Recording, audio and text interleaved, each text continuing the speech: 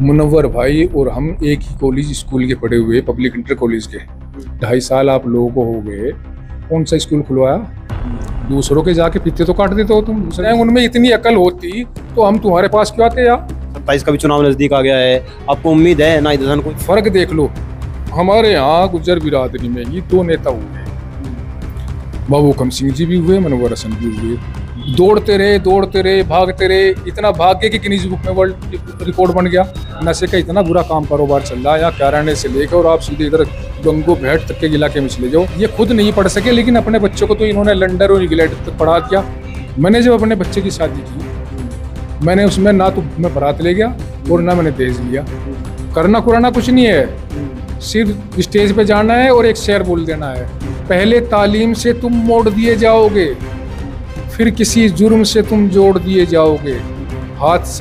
हाथ की जंजीर बनाकर निकलो, वरना धागे की तरह तुम तोड़ दिए जाओगे। तू इधर उधर की ना बात कर, ये बता के काफिला क्यों लूटा। दोस्तों नमस्कार, मैं अनिरुद्ध चौहान, स्वागत आप सभी का गांव में। आज मैं आपसे एक ऐसे मुद्दे पर रूबरू हो रहा हूं कि जो बड़ा जरूरी है, हर घर के लिए जरूरी है, हर व्यक्ति के लिए जरूरी है, पूरी देश की आवाम के लिए जरूरी है। लेकिन उसके लिए काम बहुत कम लोग करना चाहते हैं। कुछ जगह इतने बेहतरीन काम हुए हैं कि बल्ले बल्ले हो गई, कुछ जगह ऐसी है जहां जीरो ही काम हुए हैं। लेकिन जब हम इन चीज़ों का ढोल पीटते हैं, सारा दिन इन चीज़ों का राग लापते हैं, तो हम बहुत सारी चीज़ें छोड़ देते हैं। आज हम एक ऐसे शख्स से बात करेंगे जो पिछले लगभग 8 से 10 सालों से कैराना क्षेत्र में एजुकेशन के लिए कार्यरत हैं।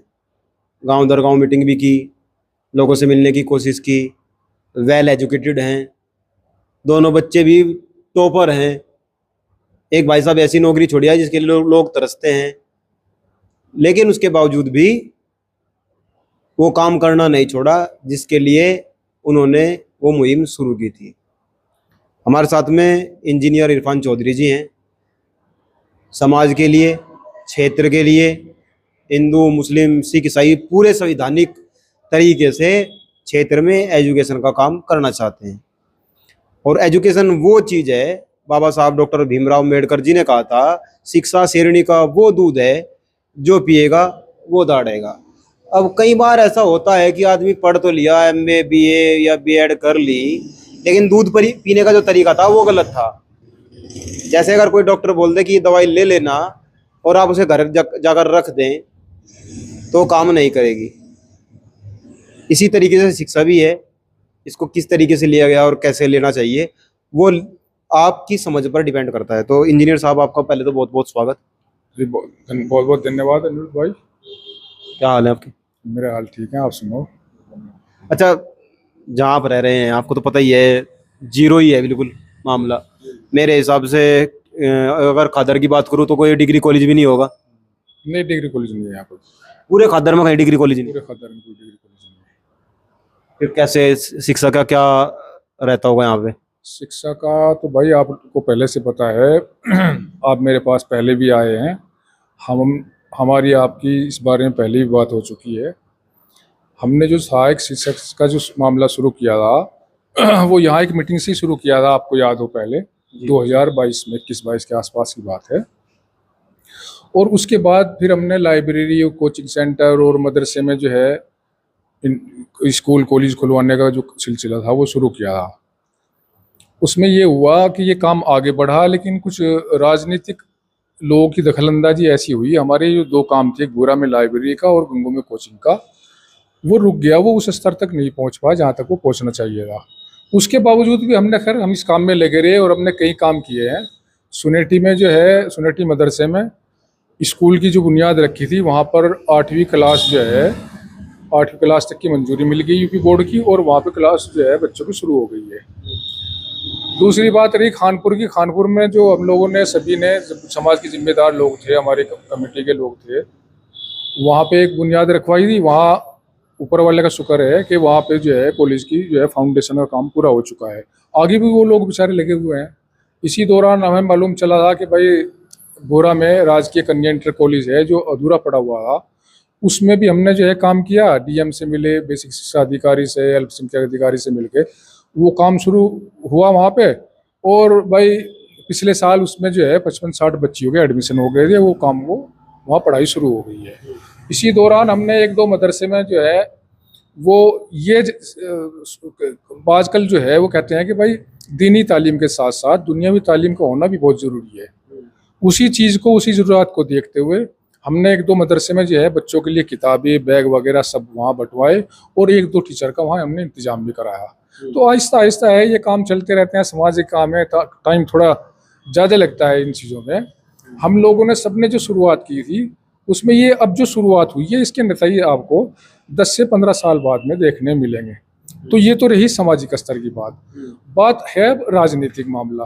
राजनीतिक का जो मामला है वो हमारे यहाँ बाबू हुकम सिंह जी नेता हुए, उन्होंने तो इस तरफ काफ़ी कुछ काम किया है शिक्षा के मामले में, डिग्री कॉलेज बनवाना यहाँ जो है, और भाई हॉस्पिटल भी उन्हीं की देन है, यहाँ बिजली घर भी उन्हीं का मामला है। इसके अलावा जो हमारा दूसरा परिवार है वो लोग शायद इतने पढ़े हुए लिखे नहीं थे, या तो एक वजह ये हो सकती है।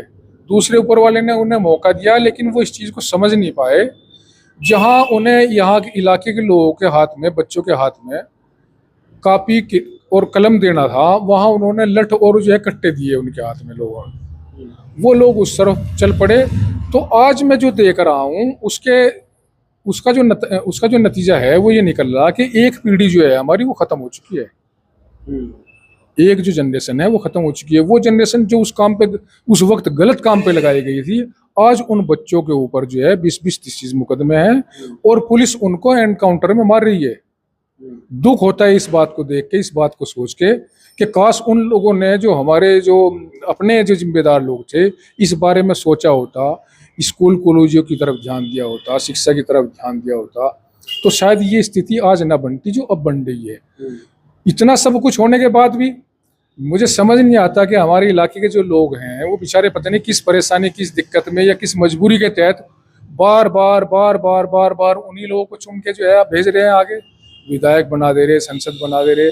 एक इस लड़की से उम्मीद थी, चलो उसकी किस्मत थी कि भाई वो बनी, सभी लोगों ने सहयोग किया उसमें, हिंदू ने, मुसलमान ने, किसी एक के करने से तो बनता नहीं, प्रतिनिधि को तो सभी का समर्थन चाहिए। वो बनी, उससे एक उम्मीद थी कि भाई ये बच्ची पढ़ी लिखी है, ये कुछ करेगी। लेकिन मैं ये देख रहा हूँ आज, मैं अभी आपकी हमारी अगर मुलाकात हो रही है, जो भी ये इंटरव्यू लेने आए भाई, ये कम से कम 2-2.5 साल के बाद है ये मामला। इस 2-2.5 साल में मैं देख रहा कि रील तो चल रही पूरी, फोटो सेशन पूरे चल रहे, लेकिन एजुकेशन की तरफ कोई ध्यान नहीं है अभी भी। ना कोई स्कूल खुला, ना कोई कॉलेज खुला। सिर्फ क्या है कि संसद में एक भाषण दे देने से और वाहिवाह लूटने से इस समाज में, इस इलाके में परिवर्तन आने वाला नहीं है। या अब इलेक्शन आ रहा है विधानसभा का, तो तुम भाई के लिए स्कूलों में घूम रहे हो, इससे पहले कहाँ चले गए थे वो स्कूल? क्या उन बच्चों को, उन स्कूलों में टीचर की जरूरत नहीं है? उन बच्चों को वहाँ जो है वो डेस्क या वहाँ बैठने के लिए वहाँ उनकी अच्छी सुविधा है, वहाँ पानी पीने की अच्छी सुविधा है, वहाँ लाइट की अच्छी सुविधा है, वहाँ गर्मी में पंखे चलते हैं नहीं चलते हैं? तो ये सब चीज़ें हैं, ये चीज़ें क्यों नहीं देख रहे आप लोग? ये सब चीज़ें भी देखनी चाहिए ना भाई। दूसरी ये बात, जब मैंने ये देखा कि ये मामला इतना गड़बड़ हो गया कि लोगों ने मेरे इस काम में भी, जो सामाजिक काम हम लेके चले थे, एक समाज में, बिरादरी में, अपने इलाके में कुछ परिवर्तन आए, उसमें इन लोगों ने जो है वो राजनीति जो है उसमें घुसा दी, उसमें राजनीति घुसा के इसका मामला वो आके हमारे वो काम जो है बंद होने शुरू हो गए। उसी चीज़ को सोचते हुए, मेरा अपना कुछ मामला नहीं था, मैं 2020 में सऊदी अरब से आके मैंने यही सोचा कि भाई इधर कोई बात ही नहीं कर रहा, तो हमने ये काम शुरुआत की थी। मैंने कहा भाई सब लोग, अच्छी नीयत के लोग इसमें जुड़ेंगे, इस काम को करेंगे, सब साथ मिल के चलेंगे तो ये काम कारवां आगे बढ़ जाएगा। राजनीति इतनी हुई, हमने सोचा कि नहीं यार, इसका दूसरा भी कोई पहलू हमें तलाशना चाहिए। तो जैसे ही ये जयंत चौधरी जी जो है एनडीए में गए तो ये शिक्षा मंत्री बने, हमारे दिमाग में बात यह आई, यार अपनी समाज, अपने कौम की भलाई के लिए अगर हम इस पार्टी को ज्वाइन कर लेते हैं, आरएलडी को, तो शायद शिक्षा में या कुछ हमें जो है यहाँ कुछ मिल जाए, कुछ चीज़ें। हमने आरएलडी ज्वाइन कर ली, बात की, भाई हमारे यहाँ के 2 MLA प्रसन्न चौधरी जी हैं या अशरफ खान जी हैं, उधर हमारे जिला अध्यक्ष जी वाजिद अली हैं। हमने इन लोगों से कई बार इस बारे में हमारी बात हुई, भाई हमारे इलाके में जो है भाई और कुछ नहीं यार, कोई ITI वगैरह हो, या जो सबसे खास जो जरूरी है हमारे कैराना शहर में, वो लड़कियों के लिए एक डिग्री कॉलेज होना बहुत जरूरी है। इस बारे में मैंने बात की, बात को आगे भी बढ़ाया, लेकिन रेस्पॉन्स मुझे कोई खास नजर नहीं आया। उसके अलावा चलो चलता रही है सिलसिला, तो 2 बस जो है वो चौधरी साहब ने यहाँ दोनों विधानसभाओं में भेजी, शामली विधानसभा और थाना भवन विधानसभा में। मैंने इन भाइयों को ये भी कहा कि भाई ये 2 बसें आ गई, इनमें से कम एक बस हमारी कैराना विधानसभा में भेज दो। ये जो कंप्यूटर की शिक्षा जो आप बच्चों को दे रहे हो, हमारे यहाँ के बच्चों को भी जो है शिक्षा मिल जाएगी, तो वो भी बेचारे आगे बढ़ेंगे, रोजी रोजगार से जुड़ेंगे या जो भी रास्ते निकलेंगे। तो मुझे जवाब ये मिला कि भाई ये तो सीधी वहां से दिल्ली से आती है और ये खास विधानसभा के लिए ही आती हैं। तो भाई हमारी विधानसभा तो हम तो आपके साथ पार्टी में जुड़े हुए हैं, वोट ही हम देते हैं, साथ भी तुम्हारे रहते हैं, तो हम तो फिर ऐसे ही रह जाएं, खाली रह जाएंगे भाई। कहने लगे जी तुम्हारे यहाँ के तो जो है सांसद और विधायक वो अलग हैं, उनसे भी आप लोगों को काम लेना चाहिए। भाई पार्टी में तो हम तुम्हारे साथ हैं, हर जगह हम तुम्हारे साथ खड़े हैं, काम हम लेने उनसे जाएंगे। उनमें इतनी अकल होती तो हम तुम्हारे पास क्यों आते यार। तो ये हुआ कि जब ये सब मामले हो गए और मेरी बात पे किसी ने ध्यान नहीं दिया, तो मैंने तो जो है भाई फिर उसी दिन मन बना लिया, मैं अपने घर बैठ गया शांत।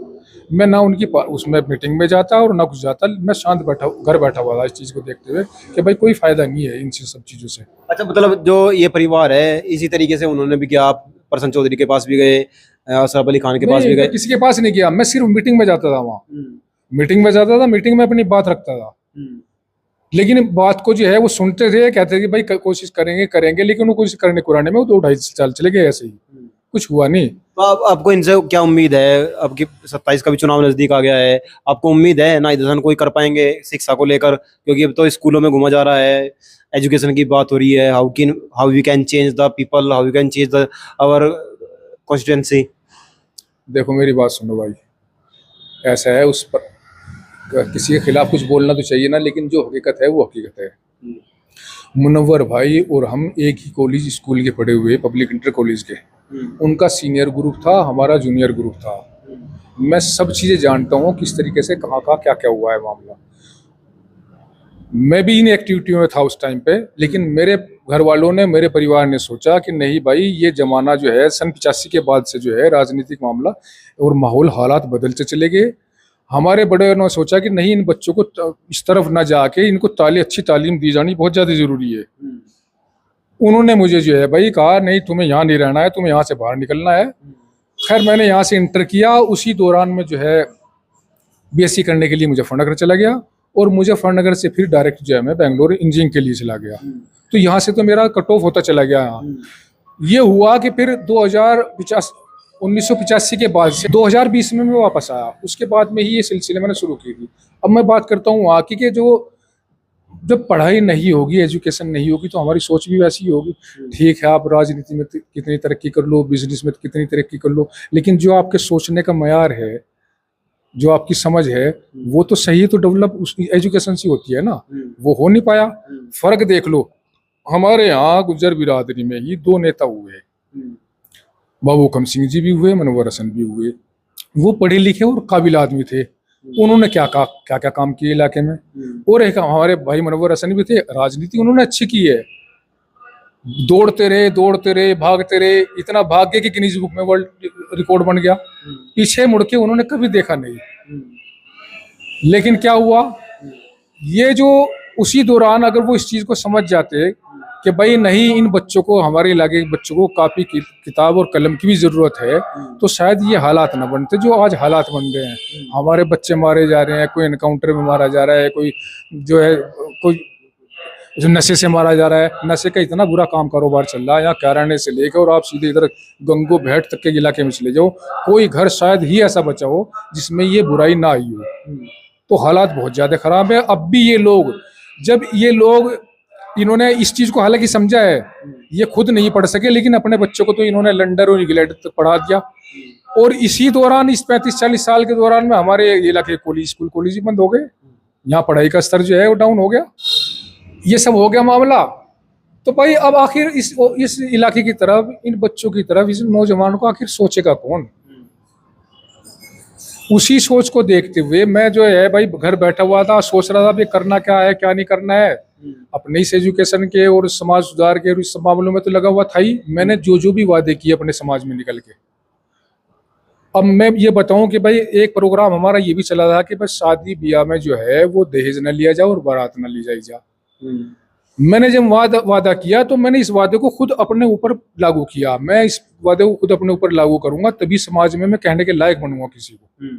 मैंने जब अपने बच्चे की शादी की, मैंने उसमें ना तो मैं बारात ले गया और ना मैंने दहेज लिया, तो मैं तो खुद करके दिखा रहा हूँ।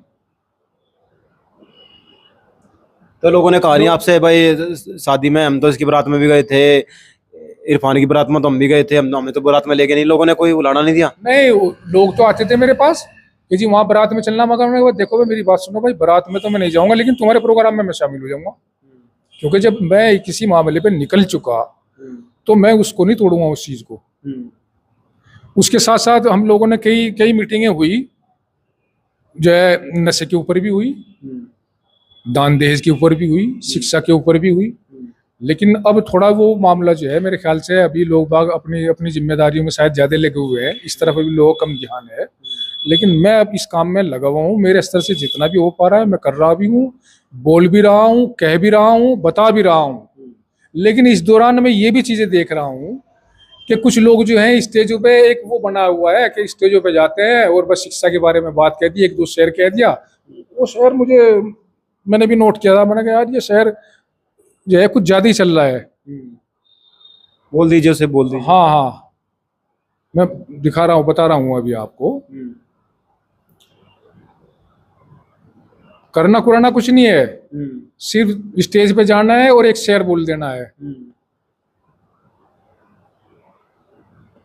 अब शेर क्या है जी? वो जी बताइए। पहले तालीम से तुम मोड़ दिए जाओगे, फिर किसी जुर्म से तुम जोड़ दिए जाओगे, हाथ की जंजीर बना कर निकलो, वरना धागे की तरह तुम तोड़ दिए जाओगे। पता नहीं कितनी बार सुन लिया मैंने शेर स्टेजों से भाई। हमारे इलाके के जो जिम्मेदार लोग हैं खूब बोलते हैं ऐसे शेरों को। अब मैं उनको ये बोलता हूँ भाई, शेर तो तुम बोल रहे हो, तुमने इलाके में काम क्या किया है? शिक्षा के ऊपर क्या काम है आपका? 2.5 साल आप लोगों को हो गए, कौन सा स्कूल खुलवाया? दूसरों के जाके फीते तो काट देते हो तुम, दूसरे लोग बुलाते हैं तुम्हें मेहमान के तौर पे, चीफ गेस्ट के तौर पे। तुमने अपने कॉलेज बनाए हुए कॉलेज का फीता कब काटा? काटा है आज तक कोई? नहीं काटा है ना। तो मेरा तो शेर यही है इन लोगों के लिए कि तू इधर उधर की ना बात कर, ये बता के काफिला क्यों लूटा। तुम इधर उधर की ना बात कर, ये बता के काफिला क्यों लूटा। मुझे रहजनों से गरज नहीं, तुम्हारी रहबरी का सवाल है। तो रहबरी जो है वो ठीक नहीं हो रही है, अपनी रहबरी को ठीक कर लो, अपने समाज में कोई बदलाव लाना। और रही बात ये कि अगर तुम्हारे हालात यही चलते रहे तो ये कोई जरूरी नहीं है, ये जो कैराना और कैराना देहात तुम्हें जो थोक के भाव वोट दे रहा बगैर मांगे, ये आगे भी ये देगा ऐसे ही। इस गलत फहमी मत रहना, बहुत बड़ा बदलाव आने जा रहा है। तुम्हारी और तुम्हारे आकाओं की राजनीति को ये मुसलमान समझ रहा है। जो तुम धोखे दे रहे हो, यहाँ तक ये तो अपनी एक नीचे स्तर की राजनीति की बात होगी, ऊपर की राजनीति की ले लो आप बात। ना तो कोई राहुल गांधी मुसलमान के सही बोल रहा है, ना अखिलेश जी इस बात के ऊपर सही बोल रहे हैं। जितने भी कानून बन रहे हैं सेंटर से, जो आज की मौजूदा गवर्नमेंट है, ज्यादातर कानून जो है वो दलित, पिछड़ों और मुसलमानों के खिलाफ बन रहे हैं। और ये लोग उसके बारे में कुछ नहीं बोल रहे हैं, ना इनका कोई एजिटेशन है, ना इनकी कोई मुखालफत है, ना इनको कोई मामला है। तो इनको क्यों बर्दाश्त करेगा भाई? जो 80% देने वोट जो कौम तुम्हें दे रही है, वो क्या जरूरी है कि आगे आने वाले टाइम में भी तुम्हें देगी? नहीं, उन्हें आज के टाइम में ओवैसी अपना लीडर नजर आ रहा है, क्योंकि वो हक अधिकार की बात कर रहा है, समानता की बात कर रहा है, बराबरी की बात कर रहा है। तो इस गलत फहमी में मत रहो आप लोग। वोट का जब जिस दिन ट्रांसफर हो गया, सियासत खत्म हो जाएगी, किवाड़ बंद हो जाएंगे तुम लोग, राजनीति ही खत्म हो जाएगी।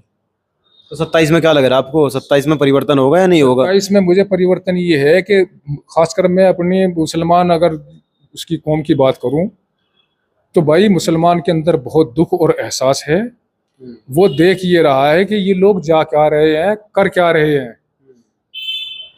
ये कहते कुछ हैं और करते कुछ हैं, कर कुछ भी नहीं रहे हैं। मदरसे देख लो भाई, तुम्हारे मस्जिदें देख लो, जितने बुलडोजर चल रहे एक तरफा एक विशेष समुदाय के खिलाफ चल रहे। क्यों चल रहे भाई? तुम उसके खिलाफ बोल क्यों नहीं रहे हो? तो भाई अगर तुम नहीं बोल रहे हो तो कोई और बोलेगा, कोई और हिस्सेदारी की और हक की बात करेगा, और जब वो हक हिस्सेदारी की बात करेगा तो लोग उधर जाएंगे, आपकी तरफ नहीं आ जाएंगे, नहीं जाएंगे। तो मेरा तो यही है भाई कहना जो भी है। अगर इसी वजह से ये सब चीजें देखते हुए मैंने जो है फिर मेरा रुख जो है वो ओवैसी साहब की और ओवैसी साहब की पार्टी की तरफ इसलिए गया कि हर मुद्दे पर जाकर वो लोग बोल रहे हैं, ज्ञापन दे रहा है कोई डीएम को जाके, एसडीएम को जाके, तो वो जो है वो एआईएम पार्टी का दे रहा है, तुम्हारे आदमी तो कहीं भी नजर नहीं आते। रही बात इस जौहर यूनिवर्सिटी की, सीजेपी का जो प्रोटेस्ट चला है, नौजवान जो हंगामा किया है ना, तो वो ऐसा है 1.5 साल पौने 2 साल लग गए थे किसानों को, और 7 से किसान शहीद हो गए थे जब जाके मोदी जी ने वो कानून वापस लिया जिसे काला कानून कहे हैं। और ये जो नौजवान तबका जो तरस थे इस बात से कि ये टेस्ट देने के लिए तैयार होते हैं, कई कई साल ये तैयारी करते हैं, वो टेस्ट या तो वो कैंसिल हो जाते हैं, या नीट जैसा पेपर जिसमें 22-25 लाख नौजवान बैठता है उसको ये रद्द कर देते हैं, पेपर लीक कर देते हैं। तो आज के टाइम में नौजवान जो है वो बहुत तिल मिलाया हुआ है, और इस हिंदुस्तान में 40 से 50 करोड़ के बीच में नौजवान बच्चे हैं। उन नौजवान बच्चों की वजह से इन्होंने 16 घंटे के अंदर अंदर जो है वो उसका इस्तीफा ले लिया वहां। वही अब रही बात जौहर यूनिवर्सिटी की, जौहर आजम खान का तो इन लोगों ने बचाया नहीं है। अगर काश आजम खान के ऊपर जब ये ज्यादतियां हुई, समाजवादी का संस्थापक सदस्य था वो, तो मुलायम सिंह के साथ वर्ल्ड था, मुसलमान को उसी ने जोड़ा था इस पार्टी में, उसकी साथ जब इतनी ज्यादती की, उस पर बकरी के और मुर्गा चोरी के मुकदमे लगे, तुम क्यों नहीं भाई सड़कों पे आए उस टाइम? तुम क्यों नहीं बोले भाई? तुम अगर सड़कों पर आ जाते, तुम बोल देते, तो क्या आजम खान की स्थिति होती क्या आज वो इस तरीके से जेल में होता? 2 फर्जी पैन कार्ड किसके नहीं है? 2 पासपोर्ट किसके नहीं है? यार बीजेपी की जो लीडर थी, क्या नाम था इसका, है जी, स्मृति ईरानी, उसके पास नहीं है क्या? उसके ऊपर तो कहीं भी मुकदमे नहीं हुए, वो तो कहीं भी जेल नहीं गई। तो ये खास समुदाय के लिए चल रहा है ये पूरा अभियान। और उसमें भी तब कि जब वोट तुम्हें 13 आदमी 80% और तुम उनके जो है साथ में आ नहीं रहे, उनके उसमें बोल नहीं रहे उसकी उसमें आगे, तो फिर किस तवक्को से तुम जान रहे कि मुसलमान तुम्हें वोट देगा? गलतफहमी के शिकार हो आप लोग। बीजेपी प्रोटेस्ट में तो कई आए ना आपकी सांसद, सीजीबी प्रोटेस्ट में ये लोग नाम कमाने के लिए गए, इनका कोई उसमें कोई सहयोग नहीं, कोई मामला नहीं था। और वो जो ड्रामा प्रधानमंत्री घेरने का, निवास घेरने का था, वो भी सब इन लोगों का ड्रामा ही था, इससे ज्यादा कुछ नहीं था। अगर करते तो तुम्हारे करने से तो विपक्ष इतना है, आज तक क्या कर पाया उस गवर्नमेंट का जो इतने काले कानून बना रही हो, और खासकर एक विशेष समुदाय के खिलाफ बना रही हो। वहां तक आज तक तो तुम्हारा कुछ भी नहीं हुआ। और जितने, मैं तो ये कहता हूं, जितने तुम्हारे मुस्लिम विधायक और सांसद बन के जाते हैं, वो क्या कर रहे हैं? वो क्यों नहीं बोल पा रहे भाई? उन लोगों को तो जो है इस्तीफे दे के वापस जाना चाहिए था अपने घर, लेकिन वो तो ऐस काट रहे। वजह ये कि ये इन पार्टियों से बंधे हुए हैं, और पार्टी ने इन्हें गूंगा और बहरा बना हुआ है, ये बोलने के काबिल ही नहीं रहते। जिस तरह इन्हें पार्टी या इनका जो सरगना कहेगा वो ये करेंगे, उसके अलावा तो एक कदम भी नहीं उठा सकते ये लोग। अब रही बात उसकी, भाई ये तो आजम खान की बात होगी। अब आजम खान ने अपने दौर में भले ही एक नेता है, उससे अच्छे बुरे भी काम हुए होंगे, हो सके किसी के साथ उससे ज्यादती हो गई हो, तो वो तो उनके अपने पर्सनल मैटर है। उसने जो शिक्षण संस्थान खड़ा किया है वो तो सब बच्चों के लिए है, सब नौजवान के लिए है, सब हिंदू मुसलमान के लिए है। उसमें उस शिक्षण संस्थान की कहाँ से गलती आ गई कि तुम जो आज बता रहे हो कि उसकी 38 बिल्डिंग तोड़ेंगे तुम, और वो जो है नक्शा पास नहीं है उनका। कितने जगहों का नक्शा पास है तुम्हारे पास? यूनिवर्सिटी बचने का सिर्फ एक कारण है भाई साहब, सीजेपी प्रोटेस्ट खत्म होने के बाद जो नौजवान बच्चे हैं उन्होंने रुख कर लिया था उधर यूनिवर्सिटी की तरफ जाने का। सरकार को ये बात नजर आ गई कि कहीं ये प्रोटेस्ट वाले सब ये लोग वहां ना पहुंच जाएं, उस डर से जो है वो उस पर जो है रोक लगी। वहाँ किसी पार्टी विशेष की वजह से रोक नहीं लगी, वहाँ के किसी समाजवादी ने किया है, किसी कांग्रेस ने किया या किसी बसपा ने किया, नहीं, ये तो उन बच्चों की मेहरबानी है। उन बच्चों का डर था जो उस यूनिवर्सिटी को बचा के ले गया, जो उस पर रोक लग गई आग, नहीं तो बुलडोजर तो वहां भी चलने वाला था। चलो आज के लिए बहुत बहुत धन्यवाद आपका। और आप क्या सोचते हैं शिक्षा के क्षेत्र में कैराना में कौन से काम होने चाहिए कौन से काम नहीं हुए हैं, ऐसा कौन सा गांव है जिसमें 8वीं तक का स्कूल नहीं है, यानी कि जूनियर स्कूल नहीं है। एक बार कमेंट करके जी। मैंने भाई, आपने मुझसे एक सवाल पूछा था कि आपने पार्टी ज्वाइन की है। हाँ, मैंने पार्टी ज्वाइन की है। अगर मुझे मौका देगी पार्टी और लोग साथ देंगे तो मैं कुछ करके दिखाऊंगा। उसके लिए मैंने कुछ लिखा है, मैं क्या क्या कर सकता हूँ। मेरी अपनी सोच, मेरा एक अपना मैनिफेस्टो है। मैं रात वही जो है बना रहा था कि भाई मैं क्या क्या कर सकता हूँ अगर मुझे मौका दिया जाए तो।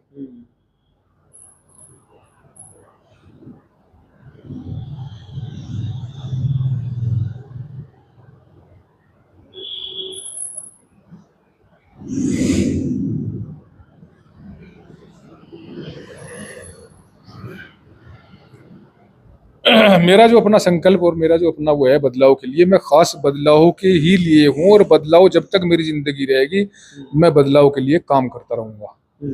मेरा अपना एक मकसद है जिंदगी का, तो वो ये है कि मैं बदलाव की आंधी, सेवा का संकल्प, अब बदलेगा कैराना 08 का इतिहास। अगर पार्टी मुझे मौका देती है और लोग मेरा साथ देते हैं तो मैं क्या कर करके दिखा सकता हूँ, ये मैं बता रहा हूँ आपको। जब नियत साफ हो तो वादे नहीं, इतिहास रचे जाते हैं। कैराना विधानसभा की जनता के हक और तरक्की के लिए अगर AIM पार्टी ने मौका दिया तो कैराना विधानसभा से उम्मीदवार होऊंगा। आप सबके चहेते इंजीनियर इरफान चौधरी कैराना उत्तर प्रदेश नंबर 1 आदर्श विधानसभा बनाने का सबसे बड़ा और क्रांतिकारी ऐलान करता है। नंबर 1, हर बेटी मेरी बेटी। कैराना क्षेत्र की हर निर्धन हिंदू मुस्लिम बहन और बेटी की शादी निकाह में मैं अपने निजी कोष से 11,000 रुपये का कन्यादान करूंगा। नंबर 2, तनख्वाह जनता के नाम। विधायक बनते ही मिलने वाली हर महीने की पूरी सैलरी गरीब बच्चों की शिक्षा के लिए स्कूल और मदरसों में दान करूंगा। नंबर 3, विधायक निधि सिर्फ विकास को, विधायक निधि का एक एक पैसा केवल और केवल जनता के इलाज और क्षेत्र के ऐतिहासिक विकास कार्यों में लगाऊंगा। नंबर 4, संकट में सबसे आगे। क्षेत्र में किसी भी आपदा या मुसीबत के समय सरकारी कागजी कार्रवाई का इंतजार किए बिना निजी खर्च से तुरंत राहत पहुंचाऊंगा। नंबर 5, पलायन पर पूर्ण विराम। पलायन ये वो नहीं है जो बीजेपी वालों ने जो है ड्रामा करके कि ये पलायन हो गया, ये पलायन हो गया, झूठ थी खबर। ये पलायन में दूसरी बात कर रहा हूँ।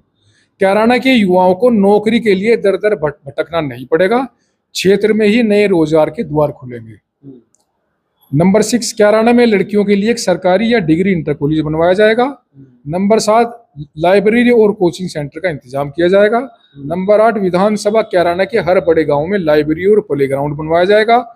नंबर 9, कैराना शहर में एक ऐसे भवन का निर्माण कराया जाएगा जहां पर बच्चे रुक सकें और अपनी परीक्षाएं, चाहे वे स्कूल कॉलेज की हों या नौकरी के लिए, बच्चों के ठहरने का इंतजाम होगा ताकि वह एक शांत वातावरण में अपनी परीक्षाएं दे सके।